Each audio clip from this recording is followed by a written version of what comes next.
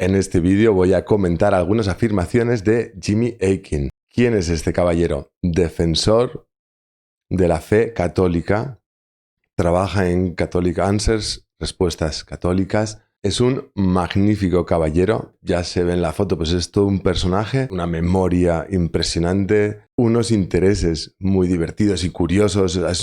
Es todo un personaje al que merece mucho la pena conocer y le podéis encontrar en YouTube, tanto trabajando para Catholic Answers como por su cuenta. Tiene un montón de debates que son súper interesantes.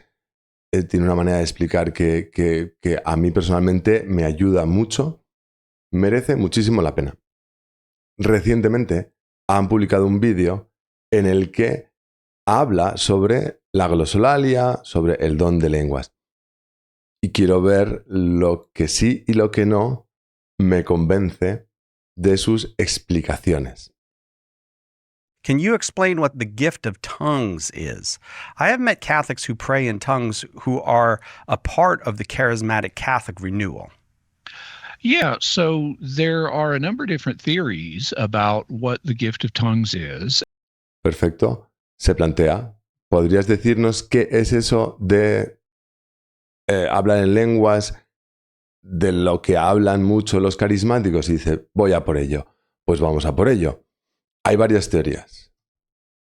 And one point I need to make is we have to distinguish between the gift of tongues as it's presented in the New Testament and the gift of tongues as it's manifested in church history. Because one of the things that the Congregation for the Doctrine of the Faith pointed out a few years ago in a document on charismatic gifts called Juvenescit Ecclesia, if I recall correctly, is that none of the lists of gifts of the Holy Spirit in the New Testament are exhaustive.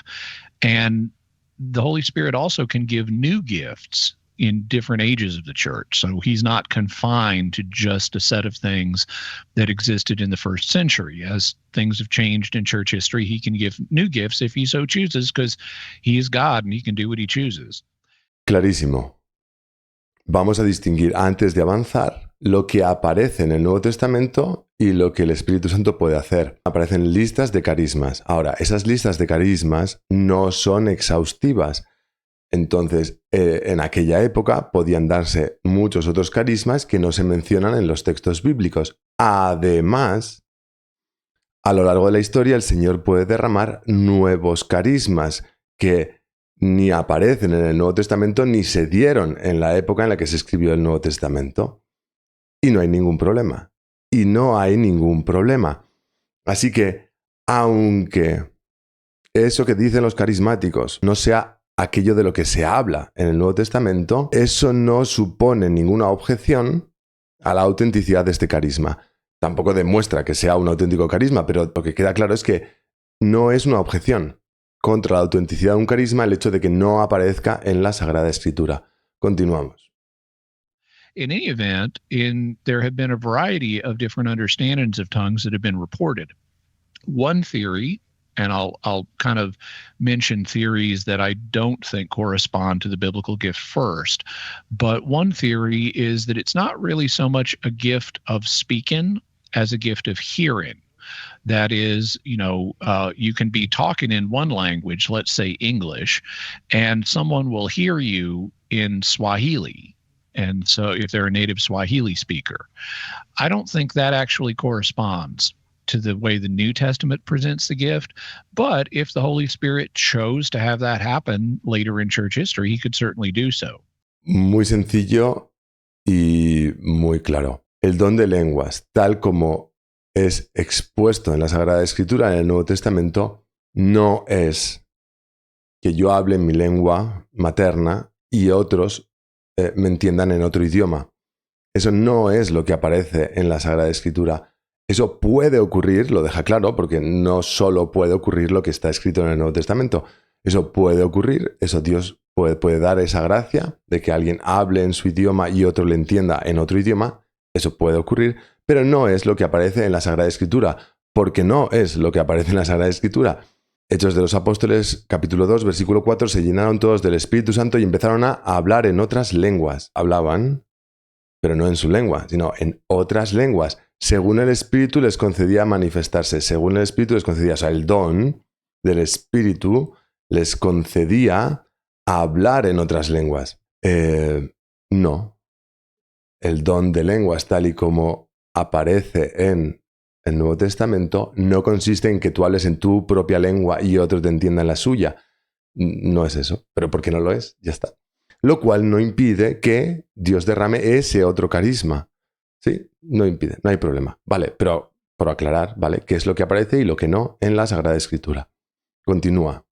Another theory Otra teoría. that is particularly common today is that tongues do not correspond to an actual language that's in use anywhere, that instead it's a private prayer language between you and God, or perhaps it's a language that angels use.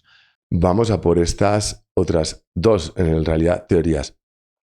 Ahora las va a analizar despacio. Ahora bien, estas son todas las teorías que él va a barajar y voy a explicar cuáles son. Hablar en lenguas, según él, podría significar oír en lenguas, hablar un idioma, y ese idioma podría ser un idioma humano o angélico. Y dentro de los idiomas humanos podría ser un idioma preexistente, público, digamos, o un idioma humano nuevo, inventado, privado. Estas son las únicas opciones que él va a considerar. Va a descartar, ya lo hemos hecho, que hablar en lenguas sea oír en lenguas. Parece tonto tener que decirlo, pero lo va a descartar. Va a descartar a continuación, y ahora lo veremos, que sea hablar un idioma angélico. Y más adelante también descartará que sea un lenguaje inventado privado, lo que aparece en la Sagrada Escritura. Hasta aquí estoy de acuerdo con él. Su conclusión va a ser, por tanto, el don de lenguas tiene que ser hablar un idioma preexistente, un idioma humano, público, conocido previamente, ¿no? Que ya existía. ¿Cuál es el problema con esta conclusión? Que parece muy lógico, salvo que exista alguna otra alternativa, que es precisamente la que yo llevo defendiendo varios años en varias decenas de vídeos en YouTube, pero que además es que no me he inventado yo esa otra opción, es que es de la que hablan cientos de miles de carismáticos durante los últimos más de 50 años. Pero es que además en vídeos recientes he mostrado cómo esa interpretación carismática de hablar en lenguas corresponde con las enseñanzas de Santa Teresa de Ávila, Santo Tomás de Aquino y San Agustín de Hipona, tres grandes santos y doctores de la Iglesia. Entonces, estoy bastante de acuerdo en casi todo lo que dice, pero creo que le falta considerar esa otra opción. Creo que Jimmy Akin no ha visto todos esos vídeos que he ido publicando en estos últimos años y estaría guay que pudiera verlos y echarles un ojo y valorarlos. Si alguno de vosotros tenéis acceso a él, oye, pasadle los vídeos, que les eche un ojo, porque creo que se está dejando una posibilidad bastante fundada. Santo Tomás de Aquino, Santa Teresa de Ávila, San Agustín de Hipona y cientos de miles de carismáticos en los últimos 50 años, creemos que hay otra explicación que él no está teniendo en cuenta. Suena la campana, recordatorio. Recemos, recemos unos por otros. Vosotros por mí, que lo necesito muchísimo, y yo me comprometo también a rezar por vosotros para que el Señor os haga muchísimo bien. Además, si queréis colaborar con este vídeo y con este canal, podéis darle like al vídeo si os está gustando, podéis compartirlo si os parece que hay personas como Jimmy Akin que se podrían beneficiar de ver este vídeo. Os podéis suscribir y darle a la campanita para estar al día de nuevas publicaciones. Continuamos. But I also don't think either one of those is what corresponds to the New Testament usage, because even though Paul, as a hypothetical case, mentions, I mean, what if I could even speak with the tongues of angels? I don't think he's really asserting that angels have tongues or languages. They certainly don't have physical tongues. Aquí Jimmy Akin descarta que hablar en lengua sea hablar la lengua de los ángeles, porque los ángeles no tienen lengua, ni lengua física, ni lengua como lenguaje. Él lo explica a su manera y es algo en lo que yo me quisiera detener en el futuro, si Dios quiere. Rezad por mí para que pueda explicarlo con detenimiento y con claridad en algún momento del futuro no muy lejano. Vale, queda descartada la posibilidad de que hablar en lengua sea hablar el lenguaje de los ángeles. Queda la otra idea del lenguaje privado, si es un lenguaje privado, inventado, o es un lenguaje que ya existe previamente. When it comes to a private prayer language, well, that's an interesting suggestion, but it's not what we see evidence for in the New Testament. In the New Testament, what we see is people speaking in real human languages that they don't know, that can be understood by people who do know those languages. Según Jimmy Akin, lo que vemos en el Nuevo Testamento es personas que hablan un idioma que previamente no conocían, pero otras personas sí conocen. Según él, eso es lo que está ocurriendo en el Nuevo Testamento. Eso es lo que hablar en lenguas significa en el Nuevo Testamento. Tengo un problema que se llama 1 Corintios 14, versículo 2. Ahí dice, lo he puesto con coloritos y espera que voy con más, pero el que habla en lenguas, estamos hablando de hablar en lenguas, Nuevo Testamento, palabra de Dios, dice, no habla para hombres, sino para Dios, pues nadie entiende. Y ahora, además de colores, voy a subrayar dos palabras que creo que en cualquier idioma, en hebreo, en griego, en inglés, en español, en suajili, creo que todos entendemos. El que habla en lenguas, no habla para hombres, no habla para hombres. Quien habla un idioma que otros hombres entienden, habla para hombres. Pero el que habla en lenguas no hace eso, no habla para hombres, habla para Dios. Pues nadie lo entiende, nadie, de nuevo, en español, en inglés, en hebreo, en griego, en latín, en cualquier idioma, nadie significa nadie. Y San Pablo, en 1 Corintios 14, versículo 2, palabra de Dios, dice que el que habla en lenguas, a ese nadie lo entiende. Nadie es nadie lo entiende. Es evidente, pregunto, que hablar en lenguas en el Nuevo Testamento significa hablar idiomas que otras personas entienden. Yo creo que no. Santo Tomás tampoco cree que esa sea la explicación. Lo vimos en la Suma de Teología, en el comentario de Santo Tomás de Aquino a la primera carta a los Corintios. No es tan evidente. Otra cosa es que se haya popularizado esa comprensión, se haya extendido, la hayan defendido muchas personas maravillosas como Jimmy Akin, pero no significa que esa sea la explicación más lógica, coherente con el texto bíblico, que es ese que estás leyendo ahí. El que habla en lenguas no habla para hombres, sino para Dios, pues nadie lo entiende. So, for example, on the day of Pentecost, when the apostles start speaking in tongues in front of the crowd, they're speaking in different languages, and the international crowd of Jewish people from all different countries that have different languages, they recognize at least one of the apostles or early Christians who were there are speaking in their language, even though they're all Galileans. And so their native language is going to be like Aramaic. Maybe they would speak Greek, but they're not going to speak all the languages that of the lands that this crowd came from. Vamos a poner un ejemplo. Pentecostés.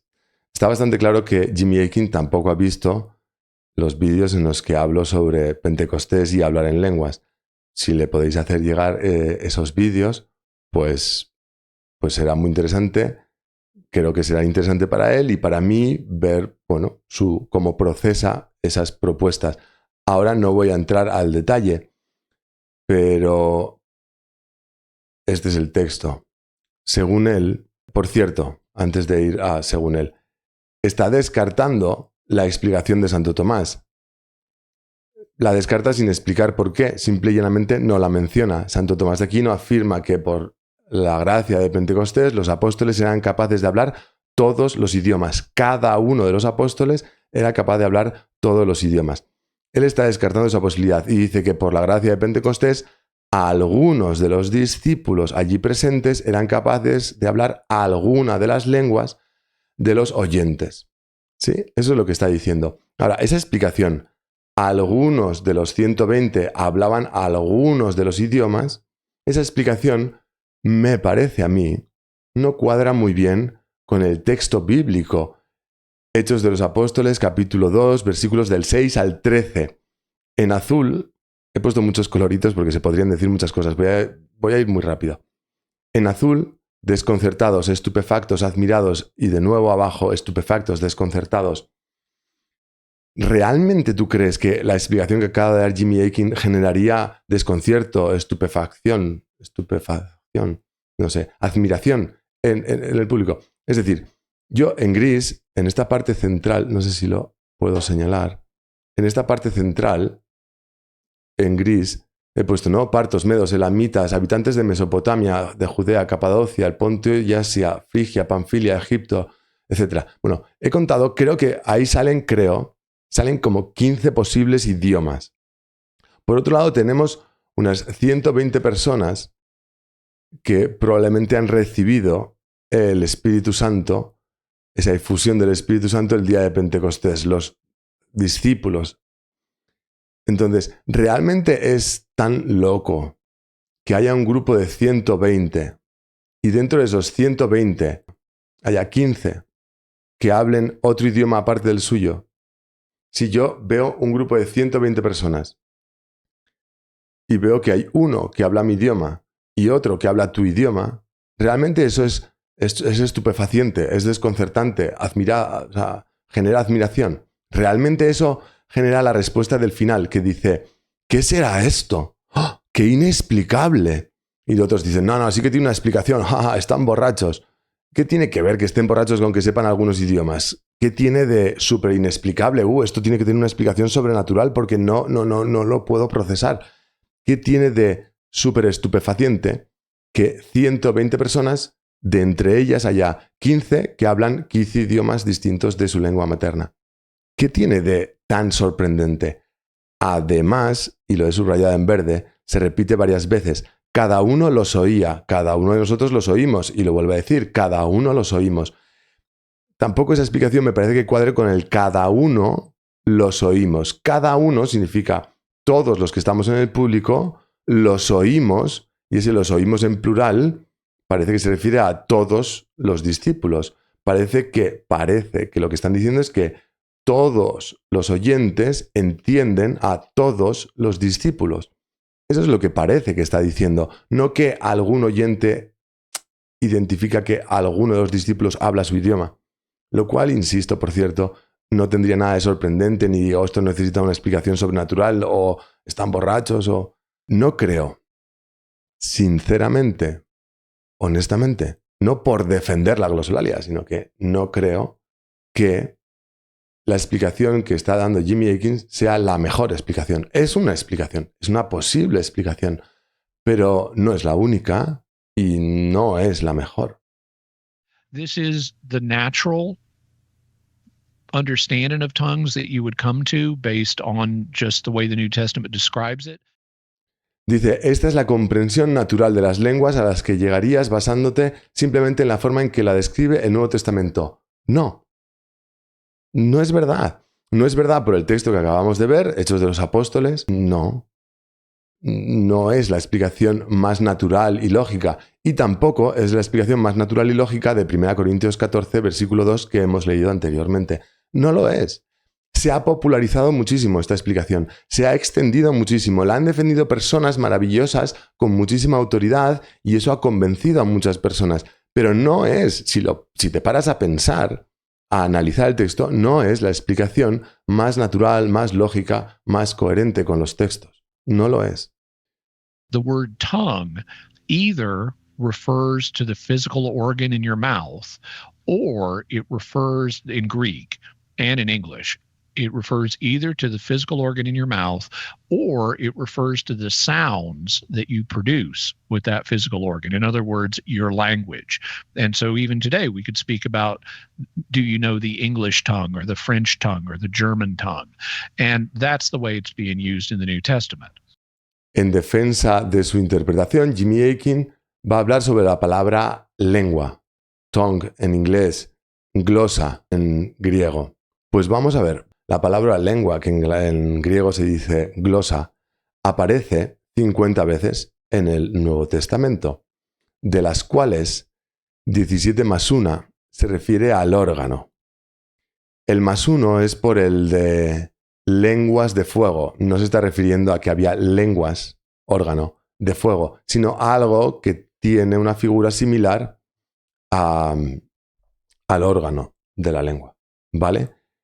Y, vale, son 17, podríamos sumarle esa otra, pero es que de esas 17 hay varias que no se refieren estrictamente o únicamente al órgano, sino que se refieren a la capacidad de expresión vocal, pero también a expresión no vocal. Por ejemplo, cuando dice que hay que domar la lengua, el que anda con cotilleos no necesita domar el órgano, ya lo tiene domado, por eso es capaz de hablar cotilleos. Ya tiene domado el órgano. Entonces, ¿qué es lo que tiene que domar? La capacidad de expresión, su deseo de expresarse. Eso es lo que hay que domar, no la lengua. La lengua ya la tienes domada. Claro, sí. Hablas y hablas muy bien, pero muy mal. Pero muy bien. No es tan sencillo como él lo está presentando. Dice, no, la palabra lengua o bien significa el órgano o bien significa un idioma. Y ya está, punto. No es verdad, es más complejo. Glosa se refiere a veces al órgano, pero a veces se refiere a la forma de este órgano y a veces se refiere a la capacidad de expresión y no solo vocal, porque muchas de esas indicaciones se aplican también a la expresión escrita o a la expresión a través de gestos. Un mudo también tiene que controlar la lengua en el sentido de controlar su capacidad de expresión. Él a través de sus gestos puede hacer lo mismo mal que quien habla, ¿sí? Y nosotros en las redes sociales podemos también cometer pecados en esta línea de la lengua, aunque no es con la lengua, es con los dedos en un teclado, ¿sí? Entonces, no es tan sencillo. Solo hay 9 ocasiones de 50 en las que claramente el texto del Nuevo Testamento se refiere a un idioma. Clarísimamente, indudable. Está hablando de idiomas. Vale, hay 9 casos. Tengo 18 que hacen referencia al órgano y no es tan sencillo. Tengo 9 casos que evidentemente se refieren a un idioma, pero tengo otros 23 casos. Y esos otros 23 casos son dudosos. Son Marcos capítulo 16, Hechos capítulos 2, 10 y 19 y 1 Corintios capítulos 12, 13 y 14. Justo todos los casos en los que se habla de hablar en lenguas como un don, como una gracia, como algo que Dios otorga. Y en esos casos no es evidente que se esté refiriendo a idiomas. No lo es, lo he dicho antes. Un ejemplo, 1 Corintios 14, versículo 2. El que habla lenguas no habla a hombres sino a Dios porque nadie entiende. Si cambias lenguas por idiomas, esa frase no tiene ningún sentido. El que habla idiomas no habla para hombres sino para Dios porque nadie entiende. ¿Qué estás diciendo? Nada. Una tontería, una incoherencia. Entonces, hay 23 casos en los que no es claro que lengua deba traducirse como idioma. Lo siento. No es tan sencillo como él lo presenta. No lo es. No le pareció tan sencillo a San Juan Crisóstomo. Dice, este pasaje es oscuro. Y lo es, reconozcámoslo. No es tan sencillo. No lo es. No es, lengua significa o bien el órgano o bien un idioma. Ya está, punto. Avancemos. No, no es tan sencillo. Esa es la realidad.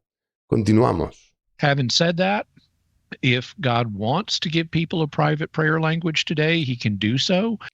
Aunque la interpretación de Jimmy King fuera la única o la mejor, aún así, eso todavía no significaría nada en contra de la autenticidad del carisma de glosolalia tal y como lo entienden los carismáticos en el siglo XXI. No sería un argumento en contra de la autenticidad de la glosolalia.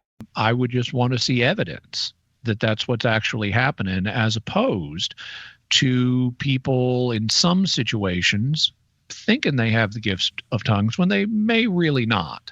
I'm sure God does still give the gift of tongues today, but as it was in the Bible. But I think some folks think they've got it when they actually don't, and it could be their imagination. Otra precisión muy bien hecha. Algunas personas pueden creer tener el don de lenguas y no tenerlo. Puede ser una equivocación, un error. Perfecto. Alguien puede creer tener el carisma del celibato y no tenerlo. Alguien puede creer tener el carisma de evangelizador y no tenerlo. Alguien puede creer tener el carisma de liderazgo y no tenerlo. Sí, alguien puede creer tener un carisma y no tenerlo. No hay ningún problema. Tampoco hay ningún problema con lo que ha dicho. Dios puede seguir dando el carisma tal y como Él lo entiende. Sí, también es verdad. Dios puede hacer que una persona hable idiomas que no ha aprendido por una vía humana. Sí, también. Let's go.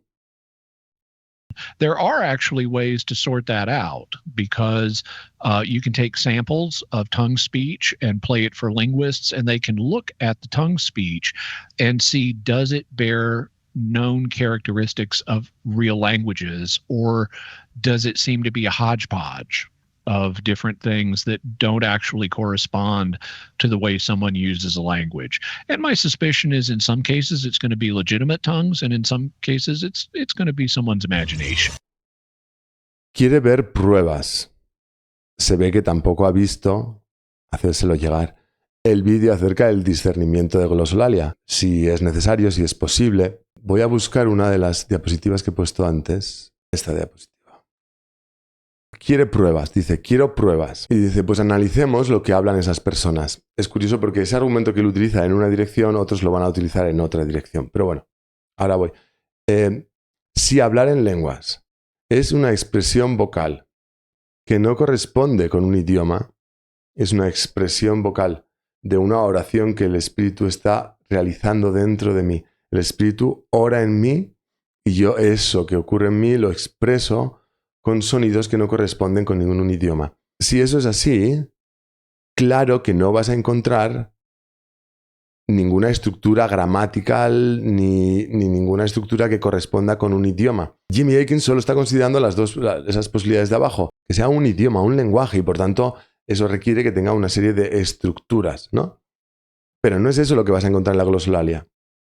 Porque estoy de acuerdo con él, porque no es un idioma. El problema es que su única alternativa es, vale, entonces es una invención, es una tontería. Y muchos dicen esto. Cuando analizamos el hablar en lenguas, el orar en lenguas, no encontramos estructuras gramaticales, no son más que combinaciones aleatorias de sonidos. Y dices, vale, claro, lógico, porque no es un idioma. Pero otros te dicen, pero es que esas combinaciones sí que tienen una correspondencia con la lengua materna. Mi oración en lenguas, la mía de Álvaro, mi oración en lenguas, tendrá parecidos con el español. En los sonidos que produzco, las combinaciones de esos sonidos, se parecerá en algo al castellano. Y eso lo utilizan otros, ¿no? ¿Ves? Es una invención tuya. Claro, la expresión exterior no es el carisma, no es la gracia. La gracia no es la expresión exterior, eso lo pongo yo. Supuesto que tengo el carisma de glosolalia, yo pongo esos sonidos. No, pero es que además a veces uno empieza jaray jaray y entonces todos repiten, ¿no? Hay 5 más diciendo jaray jaray. O uno empieza papaya papaya y entonces otros 5 empiezan también papaya papaya. ¿Ves? Es falso. No, es que la expresión exterior depende del individuo, depende de la naturaleza. Eso no es la gracia es del carisma. Eso es lo que yo aporto. Y claro, yo aporto según lo que yo sé aportar como expresión vocal. Entonces, yo aporto según mi lengua nativa. Y yo aporto según también lo que me influye, lo que escucho a mi alrededor. Claro. Y no supone ninguna objeción. O sea, no es ninguna objeción que no corresponda con un idioma, y no es ninguna objeción que se parezca a mi lengua materna, y no es ninguna objeción que haya copias de unos a otros, que haya imitación de sonidos por parte de varias personas que afirman tener la glosolalia. Nada de todo eso es una objeción contra la autenticidad del carisma de glosolalia, porque el carisma de glosolalia no consiste en eso. No es eso el carisma, la gracia. La gracia, lo sobrenatural de la glosolalia es que Dios ora en mí. Ya lo expliqué, lo volveré a explicar dentro de poco si Dios quiere, pero creo que es bastante claro. Lo explicaré con dibujos próximamente. Bueno, Jimmy Akin ha dicho cosas muy interesantes y yo creo que muy valiosas acerca de hablar en lenguas, que creo que nos pueden dar mucha luz. Y al mismo tiempo creo que también ha, cometido ciertos errores o le falta plantearse seriamente algunas posibilidades que él simplemente ha ignorado en su discurso, ¿no? Ojalá que tenga posibilidad de pensarlo y de exponerlo, porque un Jimmy Akin explicando estas alternativas que ahora está ignorando, pues podría ser muy, muy, muy positivo, muy beneficioso para el progreso de muchos cristianos en su fe. Así que nada, gloria al Padre, al Hijo y al Espíritu Santo.